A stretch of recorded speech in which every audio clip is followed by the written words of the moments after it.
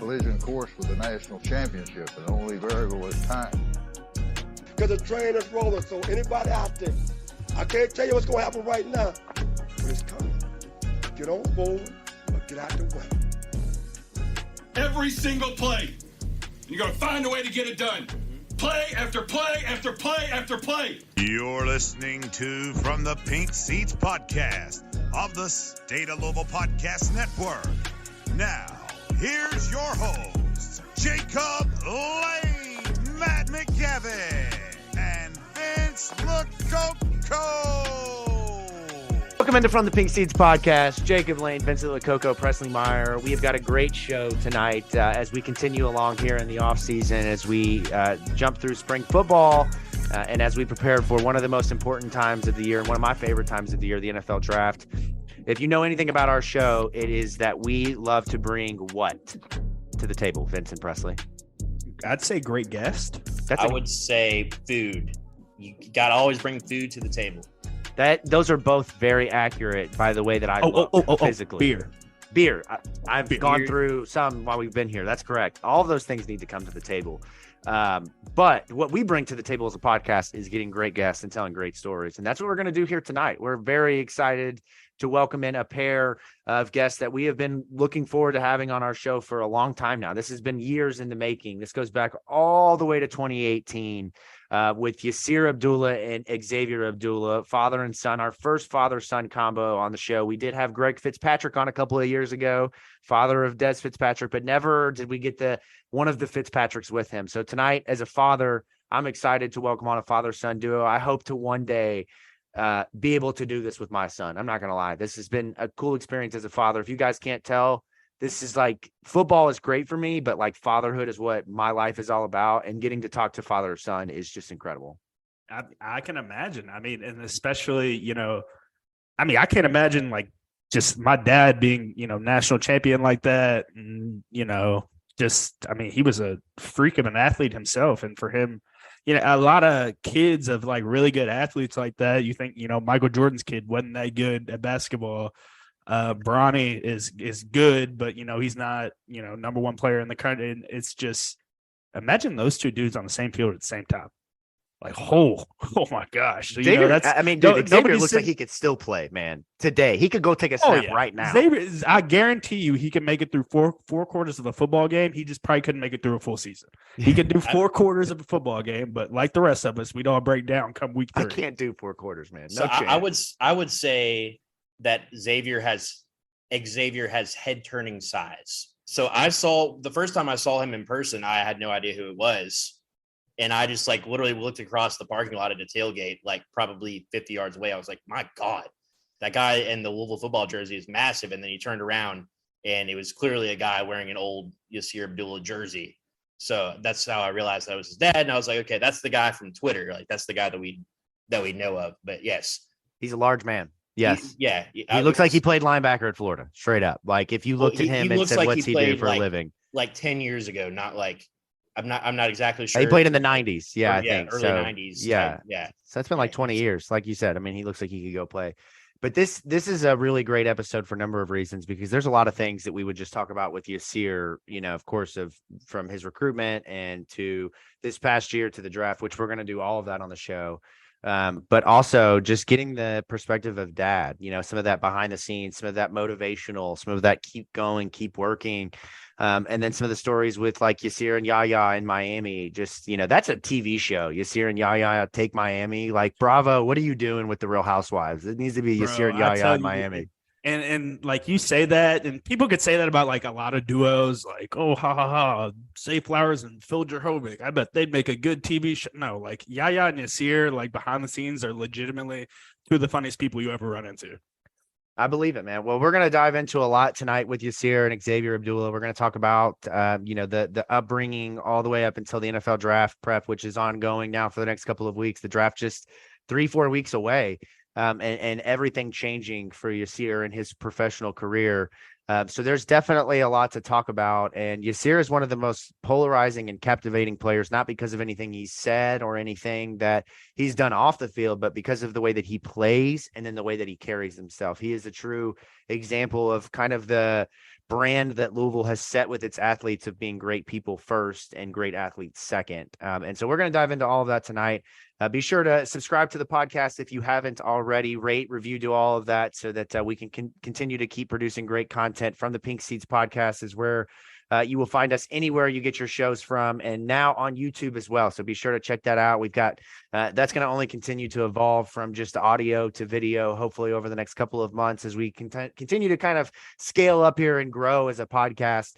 But be sure to follow us on Twitter at Pink Seats Pod. Follow all three of us here at Jacob Lane 08, at Vincent Lococo, and at Press Meyer. Of course, Matt McGavick not on tonight covering baseball, but be sure to follow him as well at Matt_McGavick.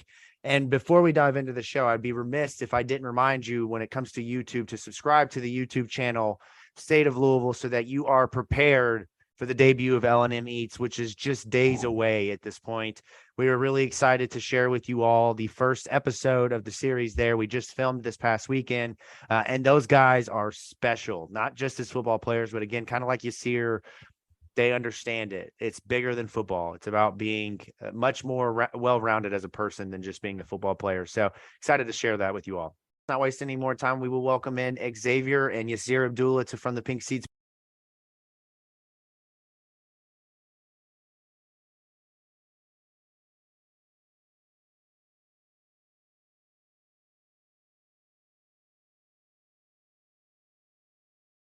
We have been waiting to get this episode in, and we could not be any more excited tonight. Our show is known for having great guests, and we continue that right along into this episode. And for the first time, we're going to be joined by a father-son duo. We've had fathers and we've had sons, but we've never had the father and son duo like we do tonight. So we're excited to jump in and welcome our guests, Xavier and Yasir Abdullah, to the show. Gentlemen, welcome in. How are we doing?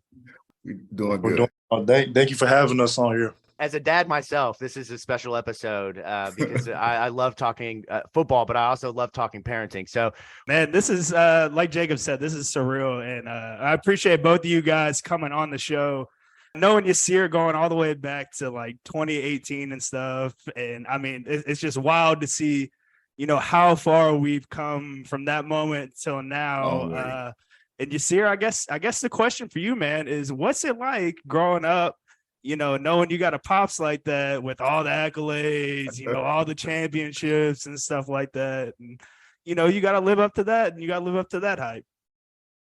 Oh, man, it's crazy because, my pops, he always preached about, how, when I was younger, and he always preached that, I gotta get to that level. He always preached I got to be better than him, so and going to the league is that one other step, I'm trying to get to. So did you feel like there was pressure as a son to live up to anything, or was it more of and Xavier, I'm going to ask you this same question here in a second, so I want you to hold on.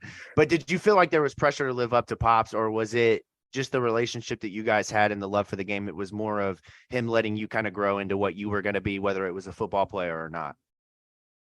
It was, of course my dad won, some national championships in college. So, I was trying to perfect that, coming to college, but, it didn't work out like that. We tried, bro. We tried. We definitely tried. Yeah, not for lack of effort. And Xavier, what about you, man? As a father, how did you share the game with Yasir? Because it's pretty common nowadays for parents to project their dreams onto their children. And for you achieved, greatness at the highest level. And so it's not trying to project a dream that never happened, but more so trying to teach your son, kind of bring him up in that. So how did you introduce him to the game, and how did you kind of let that be natural rather than forcing football? Well, at first it was more of, his mom is a personal trainer. So I'm gonna give you a moment. We're in the garage working out. So his mom was actually training me, trying to keep me in shape. In our garage, we got a gym. And so he came out with his sister, just peeking out the garage door and see me on the treadmill running. And he laughing like, what's that? You know what I'm saying? Like, that looked like fun. He came out the garage and started trying to get on the treadmill. So I slowed it down and stopped it. And I put it on slow speed and let him get on it. And so he giggling and he laughing about it. Since that day, it just came to my head like, but maybe he want to do what his daddy did. Maybe he wanted to be a part of this. And so from that point on, we was like, okay, well, you got to work. And he worked. You know, from a small age, he'll get up in the morning, he'll go to travel. He was a good soccer player as well. So he has all the tools. So if you're going to do this, we're going to play soccer, we're going to run track, we're going to do football, because these are the things that's going to help you. Your footwork, track going to help you with your speed. And then this is what we're going to do. This is the plan. So if you're going to do this, this is the plan. And I try to back up. I try not to coach him in certain things, but his mama come home and say, you know what? You know your son better than anybody. You got to coach him. So I coached his soccer team. I coached his track team. Well, I coached him solo on the track. And then I coached his football little league. So there it was. And I was his athletic director in high school. So his mom was the heavy influence. She was the heavy influence. Like, no, I don't want anyone coaching him but you, because you know your son. You know how to get the best out of your son. And so that's what happened. Yeah. So that's where the sweet feet came from, Yasir. That's where the sweet. It makes sense now, bro. You never explained soccer or all these other sports. I just saw good get-offs and a good dip and all this other stuff, bend at the hips. So Jacob, make notes right there. We're gonna sign. And, you know, he actually was a great youth soccer player, and one of the Brazilian teams in South Florida wanted him to play soccer, and but. He was good at it. So we had to make a decision. And it's like, well, you want to do this or you want to do that. And so we decided as a family that, hey, let's stick to football, but we're going to let soccer help you out. And so his footwork, that's where it's come from. Well, and hey, every once in a while you'll see, a college basketball player try the NFL just to see, they have the body and the size. So you see, man, look, I know the NFL is going to work out, but if not, Major League Soccer, Louisville City, I think we could figure out something, man, for sure. Yeah. It's really interesting to me to kind of hear the background stories, right? Because, as a Louisville fan, coaches, you really only get a player for 4 or 5 years if you're lucky, right? Especially with the way that things work nowadays. So it's fascinating to me, Yasir. I know that you kind of dealt with some high points and low points with the program, but coming into the program, what led to your decision ultimately to come to Louisville? I know you had a close relationship with Court Dennison, but and the rest of the staff. But what ultimately was it that sold you on Louisville? And then also, secondly, what was it that made you want to kind of stay around Louisville during that transition period? What made me pick Louisville is, from the other schools, Louisville, they believed in my versatility, my talent, my skills, and, that really, brought me in. And I stayed because, I'm a loyal guy. So, I feel like in my heart there was going to be change in the program. And, so I just stuck it out and, I'm here now. So. From 2016, when I would imagine your recruitment probably started, because you were a class of 17, 18. I know 18 was your first year. So you're talking about Todd Grantham to Peter Sermon to Brian Van Gorder to Brian Brown.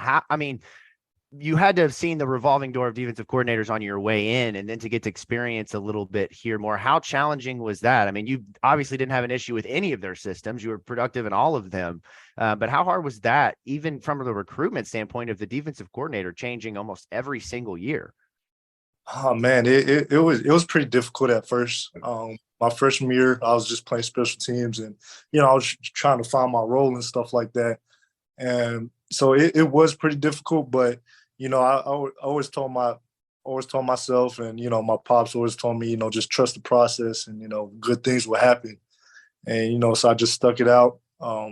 With each coaching staff that came through the program, and now I'm successful now. So. And I'm glad you did stick it out. There were some definitely ugly times in there with BBG and Sermon. Love both those guys and what they did for us, but it just didn't work out with them. Bro, thank God you did come back. Thank God. But my question for the both of you all is, being Muslim athletes, how is Ramadan during this time for college athletes? I'm always intrigued to hear that. Not a lot of fans and people they don't know much about the Muslim faith, and I just explain it a little bit for our audience. Let me answer it a little bit, because I try not to be so restricted. When I was in college at Florida, I I participated in fasting and Ramadan. And so I fast during practice time. Most of our games were at night, so I can break my fast. So it was all right. But the difficult time was in practice. But everyone knew. So everyone knew, the training staff, they'll monitor you, but you made sure that you early in the morning, like 5 o'clock, 4 o'clock, you made sure that you got all the nutrients that you needed, the water that you needed during the day. And then you just went to work. But you felt it gave you more energy. To me, it gave you more energy, and you just felt you felt good, that you accomplished something. Nowadays, I don't force Yasir to participate in the fasting part. But I tell him, make sure that you pray, make sure that you try to do the other things. Because I know how difficult it is for, these young guys these days. Are like, guys, it's tough, but he tries. And so at this time, this is one of those critical times, where he's trying to prepare for the NFL draft. And then it's all about your intentions and things like that. So I think that, the Most High understands your intentions and things like that. So he's okay with that. And so, he have fast at some point, and sometimes, he say, okay, Dad, I can't. I say, well, he knows your intentions. Mm-hmm. God knows your intentions. So, hey, just do what you can. And so that's what he does. And I appreciate you answering that. I'm always intrigued about Ramadan, just keeping up with the UFC athletes and stuff like that. They never compete and stuff during this time. And they always speak about how hard it is to train and work out and everything. So I remember asking Yasir one year about it. And boy, you looked like you were running on E that day for sure, after that lift. Well, I want to shift gears a little bit and talk, to the same kind of extent about the heart and things coming and flowing from that. Yasir, one of the things that made your career very special was what you did on the field. Obviously, I don't think anybody needs to really kind of rehash that. The accolades and the numbers speak for themselves. But I think what's not spoken enough about you is your character and what you did off the field. I think this year, Alexis Cubitt did a great job on multiple articles of talking about your giving through NIL, just the time that you've donated to some victims of things like domestic abuse and just a lot of different things that are not football related. Obviously, just talking to your father, I would imagine that a lot of that comes from a background of knowing and loving people first and putting them first. But speak a little bit about what that was like for you in Louisville, a home away from home, of getting so involved here and doing so many big things that go beyond the game and the sport itself. For myself, I always go with this quote, you give out blessings, you receive them back. And so when NIL first came out, most athletes used it for clothes, cars, or, big flashy stuff. And, I took the initiative to, give back to the community, give back to people in need. And, that's just how I was raised. And Xavier, what's it like seeing Yasir and seeing these articles and seeing pictures on Twitter and just all of these things that go beyond the sport? How much does that make your heart swell up seeing your son out helping people? It's a blessing, and it makes you feel good as a parent. But he grew up doing it. We grew up as a family, especially during the Ramadan time. It's part of the Ramadan that we give charity. And so it's a norm for our family to feed the homeless and do things in charitable works. A lot of people don't realize that he probably only got like $55,000 or $60,000 in total NIL deal. You know what I'm saying? So he didn't get much. The car that he drives, is something that we finance as his parents. So the little that he had, so it wasn't a lot. It wasn't like he got $100,000, $200,000. It was just about $60,000. But that $60,000, we say, you know what? This is something this is extra. So this is what we can give to the people. You know what I'm saying? The people that of Louisville. And Louisville is a blue collar city. And so we see how much the fans come and enjoy the game, how much when he goes into when we go into the community, people are nice, people are genuinely nice, people working hard. And so we wanted to give back. And if we could give more, we can, we will. right, let's transition and talk football on the field for you, Yasir, your career in Louisville. And I want to specifically start with the first 3 years. I feel like the first 3 and the last 2 are different stories here overall. But I want to talk a little bit about you come in, and obviously we talked about the challenges of 2018. Again, no reason to go down that road. But I want to know for you, Brian Brown comes in, has to be a breath of fresh air, a new system that's just allows you to play on the edge and rush. Tell me when you started to feel the most comfortable in that dog role and when you knew, like, all right, man, it is on. I'm about to put numbers up. So 2019 is when my first official start in 2019 was against BC. I was a little nervous, because I wasn't as big as I am now. So it was kind of hard, but, it doesn't matter how big you are. It's all about your heart at the end of the day. So, I went crazy that game. And from that point on, I think 2020, when I played Pittsburgh, and I was like 225. I was good size at the time. And then at that point, just like I started getting sacks and, just from there, I was comfortable at the position. So 2021 came around and then did amazing. And then 2022 did the same thing. So, it's the process is a blessing. I remember when we had Derek Dorsey and Tiberius Peterson on at the end of the 2021 season, and we were specifically talking about you. And I asked them, what's it like playing with a guy like that? And Tiberius said, oftentimes I'll get my head up from, my position of being hand in the dirt, and I look up and Yasir's already there. And they really talked about your speed. Obviously, that's what's made you really unique here in Louisville. But what is it just about your game in general that fits so well? Because it was more than just rushing the passer, right? Your dad and I would talk throughout the year, and you would be in coverage and you get 3 interceptions in a season, and then you're forcing 7 fumbles and you're picking, you've got 5 pass deflections. Like how does that happen? Because that's not common for every linebacker to be able to do all of that. So it kind of correlates with what my dad was talking about, playing every sport. So when in football, I was playing every position.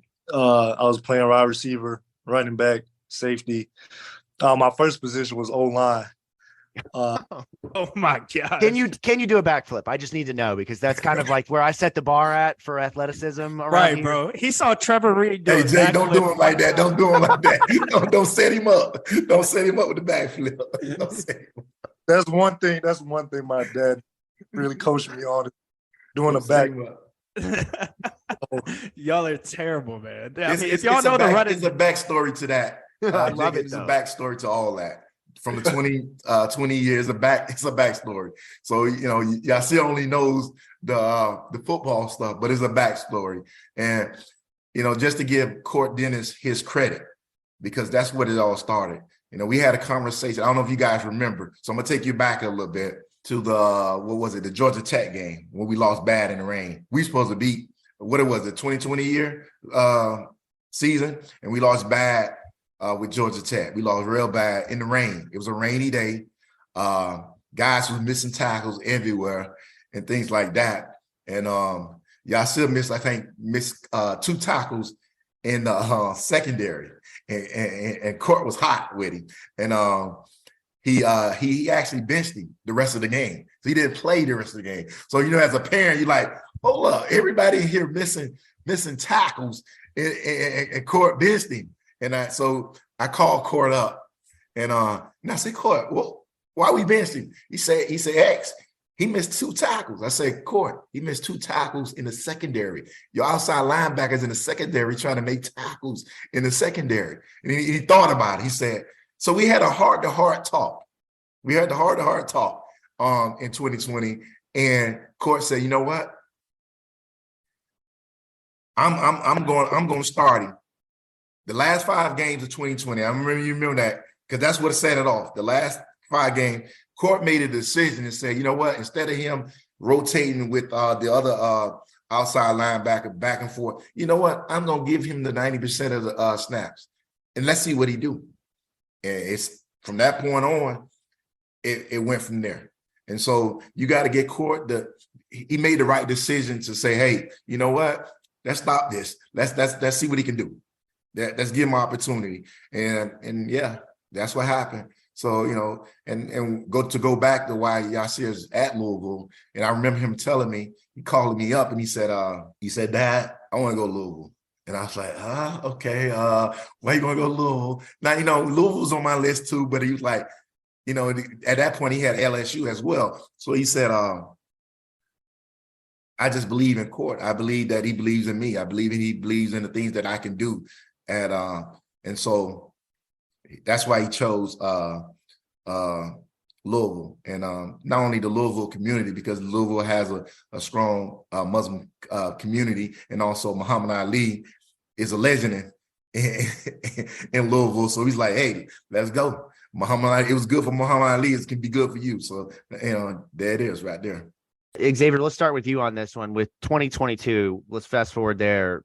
Yaya and Yasir. It's a combo from the defensive line and pass rush standpoint that Louisville's not had since. Yaya brothers. Yeah, I mean, it's crazy. I was trying to think back on it. I mean, back in the late part of the Charlie Strong days into the early Bobby Petrino days, you had guys like Lorenzo Molden, James Hearns. You had some Devontae Fields, some legitimate pass rushers, but Yasir and Yaya were two of the most dynamic of the last decade plus.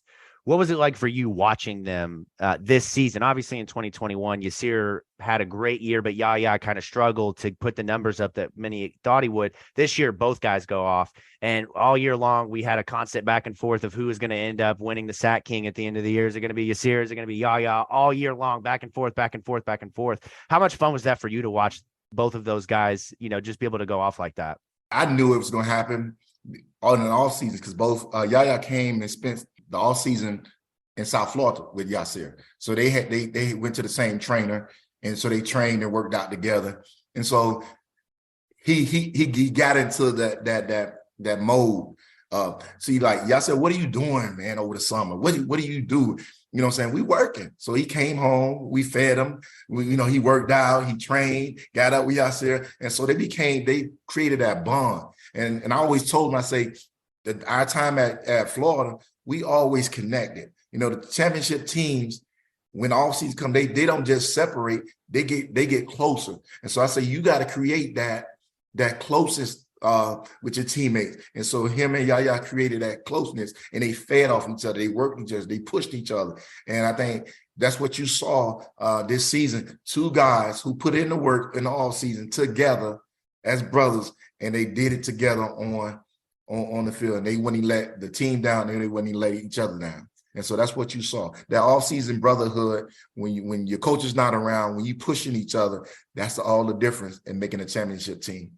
What was the bond like for you and Yaya this year? How much fun was that for you guys to go back and forth the way you did all year long? It was fun, man. Especially during the off season.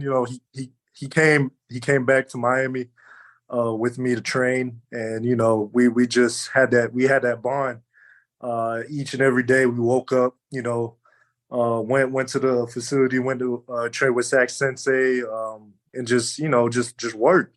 And so we built that bond from there. We used to pray together. We was in Miami too, and just we did everything together. So it kind of correlated to the field as well. All right, I got to ask this: where'd the dance come from? Did we practice that in Miami? How did that come about? Because it's very similar to the. It's very. I don't know, Yasir, if you watched Key and Peele back in the day, but it's very similar to the pump celebration. And too many pumps gets a flag. So I just got to find out, where'd that celebration come from? We're just like in the locker room. I think after the off season, we're just in the locker room. It was like, we make a lot of plays. We might just have like a little group celebration together, and we was in the locker room just practicing on this on the celebration, and it was pretty funny because everybody was just watching us like, we these two dudes in the locker room just big as shit. Too big. Just doing this weird little dance in the middle of the locker room was pretty funny. That stiff dance. That stiff dance.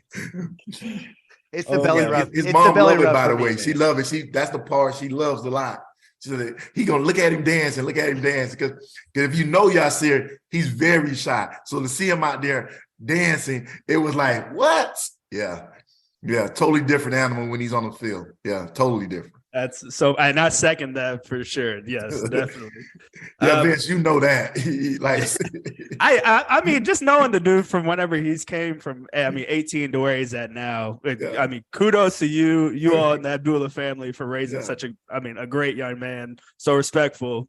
I mean, fun to be around. Hard ass worker. I mean, really damn good at football. Make sure you throw that in there. Pretty damn good at football. I mean, if somebody was to say, lead by example, like that's the. You talked about that brotherhood with a lot of these, especially these linebackers and edge rushers, right? And I can't help but to look forward just a little bit. And from your perspective, I know you're more on the outside looking in, but what can you say about what Louisville still has left? I was very disappointed that Louisville lost Debo Jones this year, that he followed Coach Satterfield, because I felt like he was one of the next ones up. But can you kind of speak a little bit to what that defense might look like next season, and the relationships that have been developed? How strong will those bonds be kind of going forward? You got Popeye, you got Galati, you got Brownlee, you got a squad, you got Perry, you got a squad. You got a defensively, you have a squad defensively, and Jeff Brum coming in with his staff. You can see the difference. You can see the brotherhood getting together. You got and then you have the safety. What is it? What's the safety? MJ Griffin. Griff, and he's that dog. He's that dog. So you got all that coming back. And so they're gonna take a step forward. They're gonna take a step forward. And then you have some of the guys that came in for Yaya and Yasir that subbed in are still there on the D line. That are great pass rush, as you can see, that you saw this year. And so all those guys want to step up. Well, let's talk a little nerdiness as well right now. I know let's get nerdy for a second. You're a guy who played ball yourself. Vince loves the nerdy stuff as well. So Louisville, a little unconventional for college football to play a 3-4 defense, right? But now they're transitioning to a 4-2-5. How much of a scheme change do you think that'll be for them, as far as what we're looking at going forward as fans? I just think they got this spring to get it in, they got this summer to get it in, but then you got good quality coaches. You got good quality coaches, good teachers. See, and I always say the best coaches are the best teachers. What you got with Brom them is good quality staff that teaching guys, motivating guys, and that's the key. Once you got a good coach that believes, and I'd be no pushback on Coach Satterfield, but you got a Louisville guy here, so his heart in it. His heart in it, and so when you got that kind of staff, and the staff is in it because they glad to be back at Louisville. So when you got all that coming, the guys gonna feed off of that, and it's gonna be something special. Yeah, I just left tonight. Yasir, they had a alumni event for everybody that was still in town. All the if you're local, come. If you're out of state, travel if you want. But I assume they're gonna keep doing it every year. And Dion talked about doing it in Traeger one day, where they just had everybody in the team room. They broke down some film on what they're going to be doing offensively, defensively. You meet the staff, and you just hear that it's just different. And I love Coach Satterfield, and I love all those guys for what they did for myself, Yasir, all of us. They were exactly what we needed for that time period.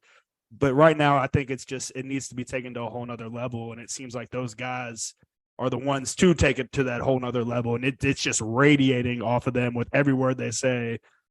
Be it at a press conference or anything, really. That's your example right there. Like, that's what I would show people. So, just kudos to you all. Yasir, I'm sure you love that, me talking you up a little bit. But we'll move to some NFL talk. Yasir, what's the draft process been like for you? What's been your favorite part? And just how is it going? Oh, man. Everybody says this during the draft process, but it's true. It's a dream come true for real. So, it's during the East-West Shrine Bowl, the Combine, and Pro Day, man, I always dreamed about, being in those situations and, being there.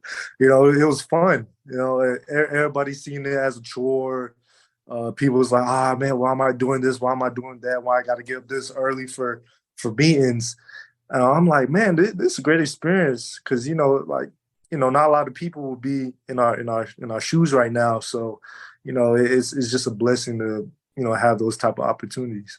Man, I can't imagine somebody having that I have to attitude about that, Yasir. Remember Mike used to talk about that all the time with us, the I get to versus I have to attitude. I'm like, what you just explained there, hearing somebody I would dream, all of us would dream to go through that process. I can't imagine somebody taking that as like a slight or something like that. And you did a phenomenal job at the Pro Day and the Combine as well. So what were your what were you expecting going into that All-Star game that you played in, the East-West game?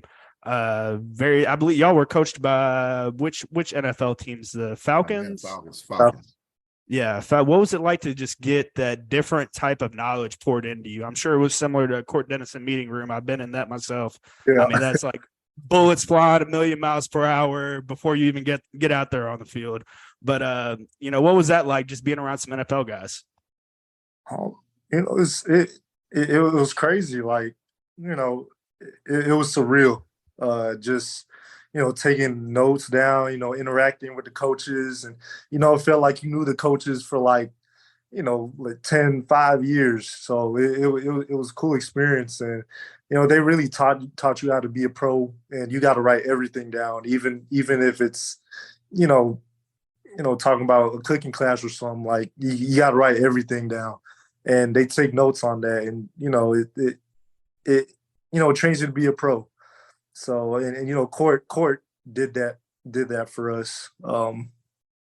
He did that for us, to take notes, be a pro, do everything right, wake up at this time, wake up at that time. And, you gotta, you just gotta be a pro at the end of the day. It's really easy, but some people take it for granted. So Xavier, I want to ask you this because I know when we've asked this to Yaya, we've asked this to Tyler Hudson, the guys don't want to answer this because they're going through the NFL draft process and every word that they say matters. And so I want to ask you, from an NFL standpoint, what kind of feedback happened in 2021 versus this time around for Yasir in terms of fit in the NFL, position in the NFL, the ability to do multiple things? How far has Yasir come from what he heard last year to what he's hearing now leading into the draft process where he's likely to be a pretty high draft pick overall? Yeah, that's the tough part for me. And because last year it was more of, can he cover? Can he do this? Can he do that? So kudos to Coach Brown, because we had a conversation at the beginning of the year, like and that's one of the reasons why he came back to Louisville, because Coach Brown, so he said, hey, we gonna show his versatility. We know he can do more. What he's asked to do at Louisville and what he was asked to do at high school was something the team needed. He played safety for me. He played in the box for me. And so I knew what he can do. And so they wanted to see at that time, the scouts wanted to see more versatility. Can he move his hip? Can he do that? I say he was a soccer player. He can move his hip, and he got footwork. So, but you can't see him rushing the edge. But the team needed, he's the best pass rusher. Everyone talks about his size, but he's the best pass rusher that we have. For sure, if you want to say for the last 3 years, he's been the best pass rusher. Yes, he has been the best pass rusher for the past 3 years. They wanted to see his versatility. So Coach Brown gave him the opportunity. Did you send him the Pittsburgh tape after that? Like, I would have sent every one of those scouts that tape and been like, this boy had 2 picks in this game. Do you see this? People don't realize Clemson had a great tight end. Wake Forest had the great tight end, but every time Yasir covered him, the kid was blanket. The running backs would blanket out at the backfield. So when I tell people, I say, just look at the tapes. Just look at the tapes. Don't say no more. Just because I got a couple of NFL friends. and teammates that played in the NFL and teammates that are news sports analysts and things like that. So I call them and say, so what are they looking for? They're like, well, X-Man, this is what they're saying. And I said, well, this is what you need to tell them. This is what you need to show them, because this is what you got here. And they said, well, can he get off blocks? Can he play in the box? So I'll say, okay, I'm gonna ask this. If he plays on the line and every play that he plays, he's in the trenches. He's dealing with a lineman.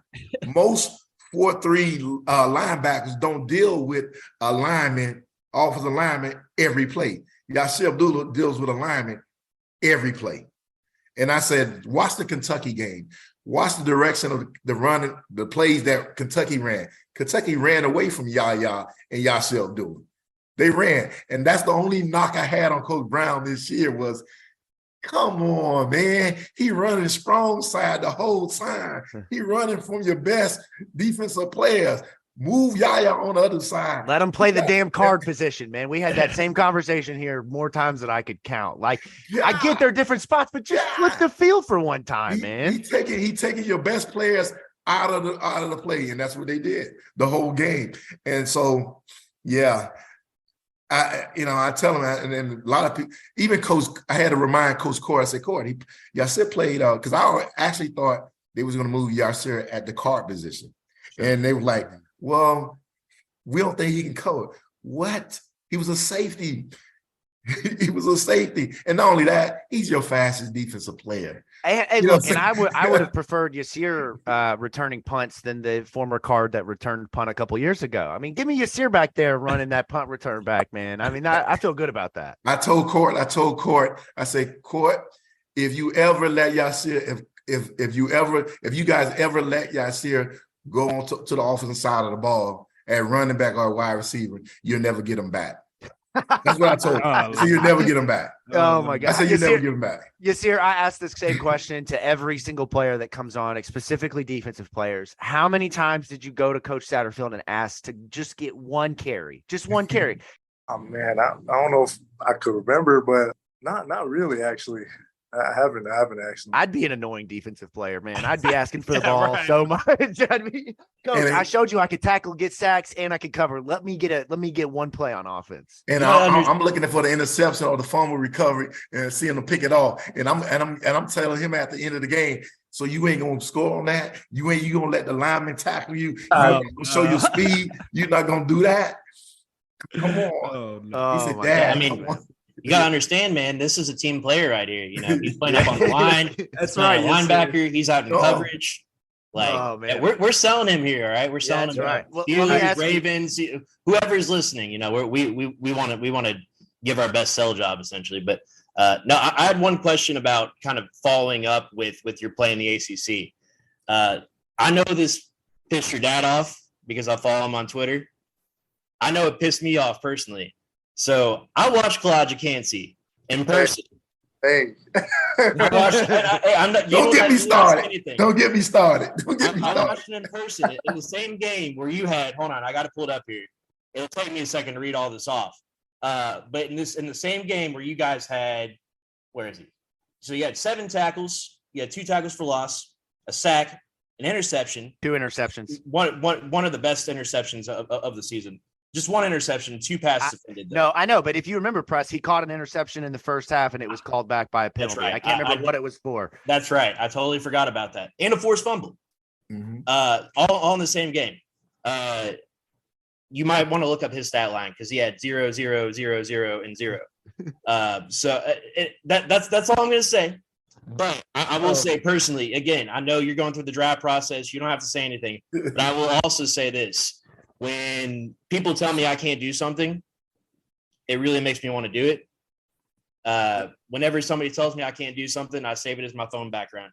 If I can get it in writing, I put it as my phone background, just so I know every day when I wake up, if I look at my phone first thing, before I see any text, anything else, I see that somebody was doubting me, and I use that as fuel. I don't know what you're doing, but I would say that in my opinion, I feel like you got enough fuel going forward. Any comment on that at all? I know you got your agent sitting here too. So what I'll say, man, is once the door closes, another one opens. So, I'm I'll let God, work on me, and he'll bless me sometime down the road. So that's how I always see it. Yasir, let me ask you this, man. Just relating back to football and your pass rush in particular. What would be your go-to, pass rush? You're licking your chops. You see a tackle right here, like, all right, this is the one right here. Like, I know they're passing the ball. I know I can beat this guy. What's the go-to for you? I'll say the jab, rip, claw. That's the Now you'll have to describe that to everybody, because I know what you're talking about, but I describe an under G to some people, and it's like I just discovered, a new Adam or something like that. So the jab, rip, claw, I really learned it from James Harrison. So what you do is you'll be in an angle, 45-degree angle towards the lineman, and then you'll attack the lineman. And so you'll jab him, you'll fake your head fake inside, and then you'll get him to sprawl. So once you sprawl, his arms are gonna shoot out. And then once he shoots out, you get under him, you rip under him, and then you grab the back of his shoulder pads. And then once you do that, you use that momentum to drag him down and, just run the hoop. And then, that's my favorite move for real. And then you got speed to power. You got the spin. It's a lot of counter games, but at the end of the day, I feel like pass rush is just an instinct. Yes. I think great content, Vince and Presley, would be Yasir teaching me pass rush moves. Can you imagine that? This guy, even better content would you trying to pass block Yasir. Oh my God. Yeah, that's I would funny. prefer to not to die, see man. that. I'd prefer to not die. Okay. No, it's not fun. From somebody that's like, I believe I've done it. Yeah, I have, but because I got hurt in 18s. From somebody that did it with experience, it's not fun. No, I can't imagine. It's not. I want to see Jacob with pads on one time. Oh my God. Yeah. You're not seeing us in person. Put the but pad, Jacob, put the pads on. Put the pads on. we're about the same size as Vince. Suit up, If Jacob. that gives you any Look, perspective. Our Yeah. greatest football hopes between the three of us, gentlemen, is my son, who, guys, he is 1 year old and he's 36 pounds. If that tells you anything you need to know, I got a future football player on my hands. And as of tonight, we've signed him up for soccer, track, wrestling, ballet. I'm sending him to Miami for the summer to train next year. That's the key. Let him play every sport. Let him play every sport. Every sport they want to play, let them play.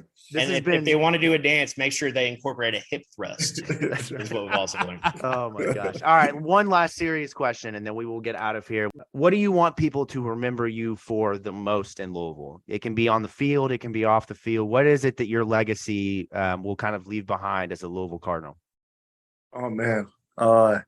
Besides, the sacks and, just being an amazing football player is, I want the city to know, I can come back here and, just give back.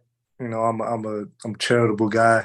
And, I want to not say so be a hero, but, just be an idol, a good person to look at, a good person to, how should I say? To motivate the community, to motivate others to do as you do, to help. When we get in a position, that we're successful, that's why we're successful, so that we can give back, and that's the most important thing. And that's what we try, because all the little gifts that we get, the conversation, you guys are a gift to us, because I tell you, it was a struggle at the beginning for Yasir. He was going in and out with three guys, rotating with three guys, if you don't remember. And since he was playing, and it was you guys were like, hey, let's see Yasir on the field a little bit more. And so you guys pushed him. And that's why, we appreciate you guys. And that's the reason why we're on your show, because you guys push him to get on the field and to show his thing. And so, and you guys push him in the media. So it helps a lot, But, well, look, I have to, say thank you to the both of you all. Yasir, thank you to you for being a phenomenal teammate and being around you, allow me to, coach you for those 2 years, being a part of that staff. And Mr. Abdullah, thank you for sending us such a great kid. I mean, not only just a 5-star football player, but a 5-star, person off the field as well. We can't have, there's nobody better to represent, our community, our city, and our university. So truly thank you to the both of you all. Thank you. All right, gentlemen. Thank you guys so much. Yasir, we will be hearing your name called here in a couple of weeks. It's crazy to believe that the time has come. 5 years, man. It's really hard to believe. But, as Vince said, Louisville football today would not be what it was if guys like you and Marshawn and Caleb and all of those gentlemen who hung around after the disaster that was 2018 and even the first couple of up and down years with SAT. We can't thank you enough for what you laid out on the field, blood, sweat, and tears, but also how you have helped this community heal after what has happened since 2020. So thank you both. Xavier, you've got a fine young man here as a son who's going to do big things in the NFL, preferably on the same team as Lamar Jackson, if I could just say so myself. Yasir did not approve that message. He didn't know I was going to say it, but that's what we're hoping for around here. So we have even more reason to cheer for Lamar and Yasir. Gentlemen, thank you so much. Best of luck to you over the next couple of weeks, and we will be watching and cheering you on. Well, appreciate you guys. Thank you. Can't thank Xavier and Yasir enough for jumping on the show with us tonight. Had a blast talking football. Of course, NFL draft coming up, so be sure to stay tuned into that as we get closer, start to get a better idea of where Yasir, Yaya, Control Clark, some of these other guys might land. So definitely worth watching. We'll be covering that as a show. And what we will also be covering on the show here next, if you just jump ahead in the queue, is 2024 recruiting and spring football for Jeff Brom in his first season at Louisville with Grant Mulligan. We'll catch you there.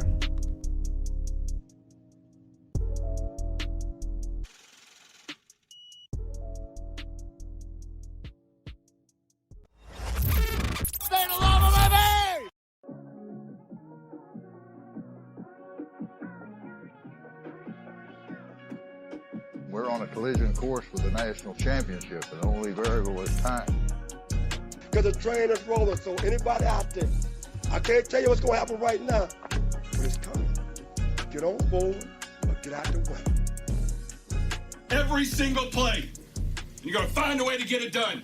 Play after play after play after play. You're listening to From the Pink Seats podcast of the State of Louisville Podcast Network. Now, here's your hosts, Jacob Lane, Matt McGavin, and Vince LaCoco. Welcome into From the Pink Seats podcast. Jacob Lane, Vincent LaCoco, Presley Meyer. We have got a